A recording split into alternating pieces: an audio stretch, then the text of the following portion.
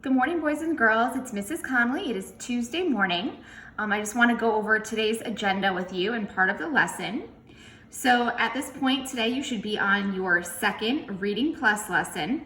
Remember, you need to make sure you're getting 80% or higher. So you're going to do that first. After that, it says read pages 452 to 457 in their Reading Tuesday 4-14 packet on Edmodo, then take the story quiz on Edmodo.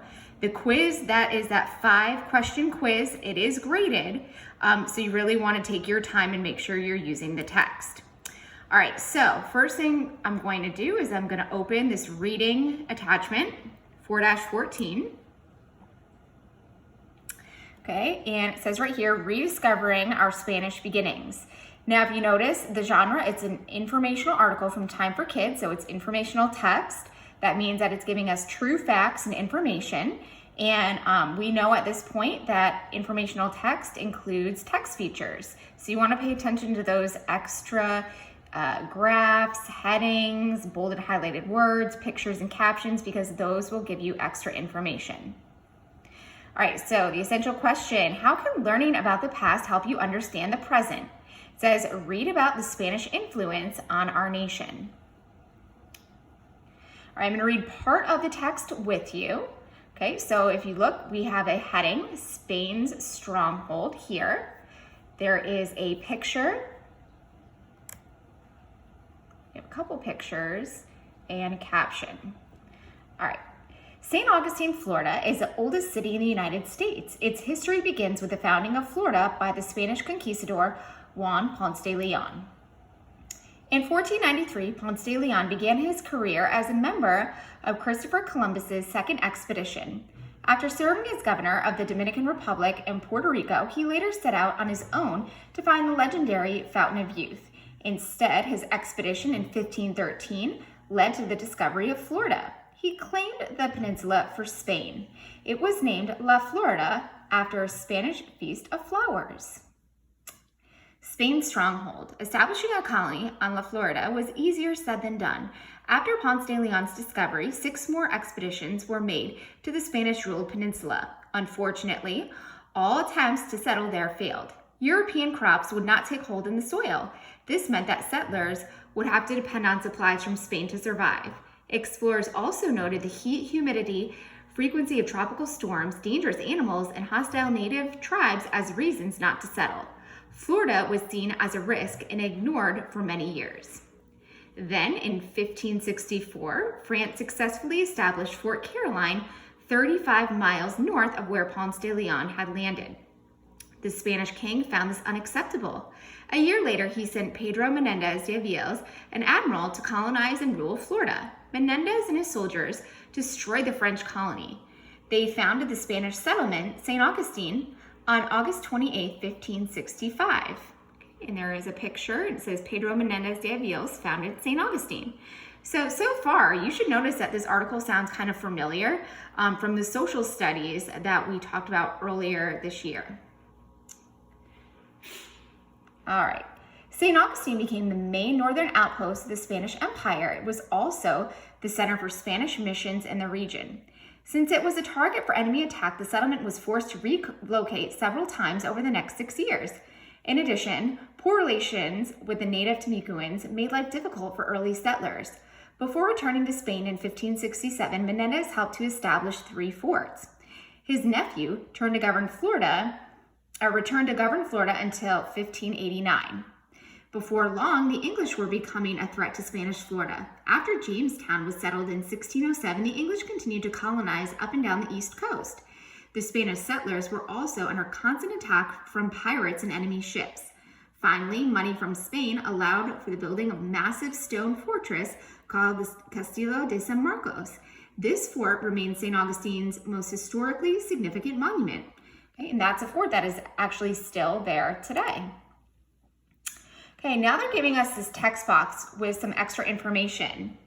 So a fearsome fort. Just as Rome wasn't built in a day, the Castillo, which means castle, de San Marcos, was built over time between 1672 and 1695.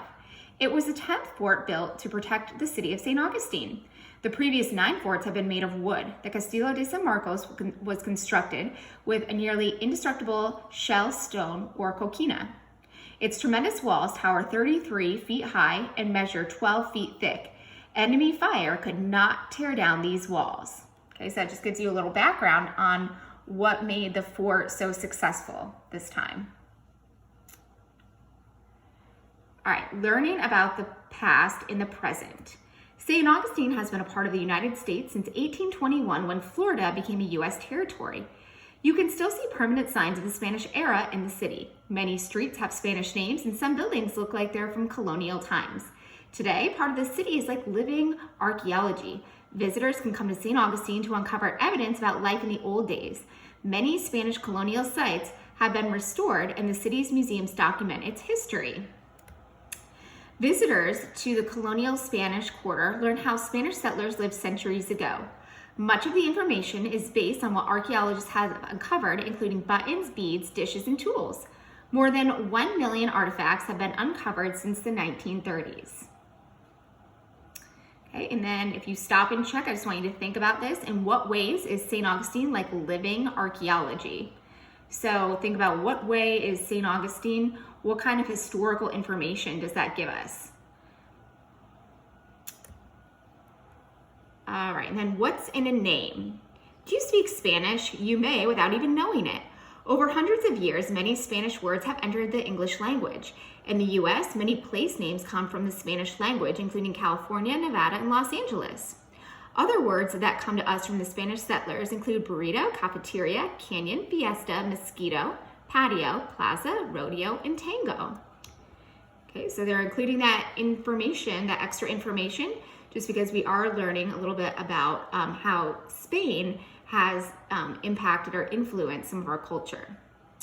Okay, we have some respond to reading questions that go over the genre. So again, this was an informational text, touches on some sequence, proverbs, and adages, and then how you can take this text and apply it to the world we live in now. All right. Now, if I go back to your agenda, let's make sure that we read all the pages. So 452 to 457. Let's see. Oh, so we still have to read History's Mysteries. So what you're going to do, since I read the first text with you, you're going to read History's Mysteries. It's an informational article. So again, it's going to be his expository text. So it's going to give us more true facts and information, and it will include some text features. So make sure that you go through and read the entire article because you're going to need this information for your quiz.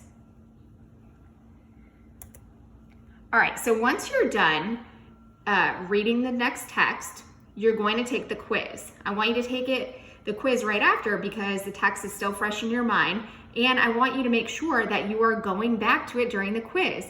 So if you leave the tab open, you can go back and forth between Edmodo and the text. Okay, and that will be in a separate attachment. And I can show you that in a minute. All right, after you read the text and complete the quiz, you're going to read wholes, chapters 25 to 26. I've included the link, so you can click on that link. It'll take you right to YouTube and it'll read the chapters. And then I want you to write in your journal for 10 minutes about what you read and put today's date. And there will be another quiz coming up on Friday. So again, make sure that you're not falling behind with the reading. Okay, next it says, read page 2 of Cape Canaveral article. Okay, so you're going to scroll down. I've attached it again today. Okay, so you can click on your article. You're going to read the second page.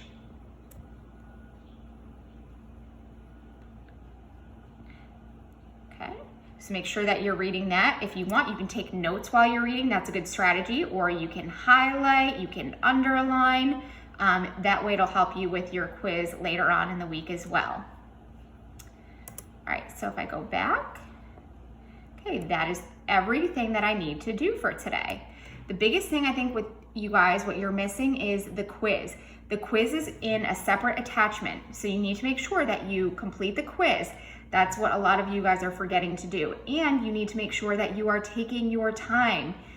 There's no reason for you to, be failing these quizzes when you have the text right next to you.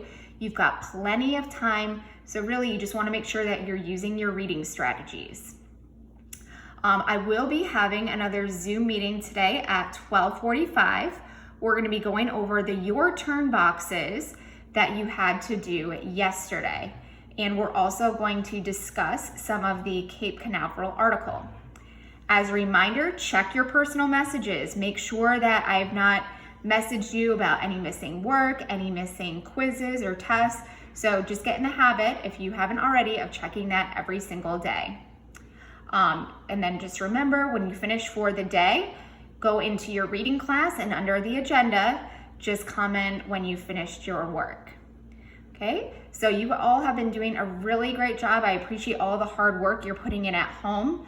Again, just make sure you're following the agenda. If you have any questions, you can send me a message on Edmodo, and I'll get back to you as soon as possible. So I miss everybody.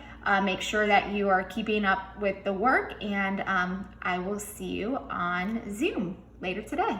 Have a great day.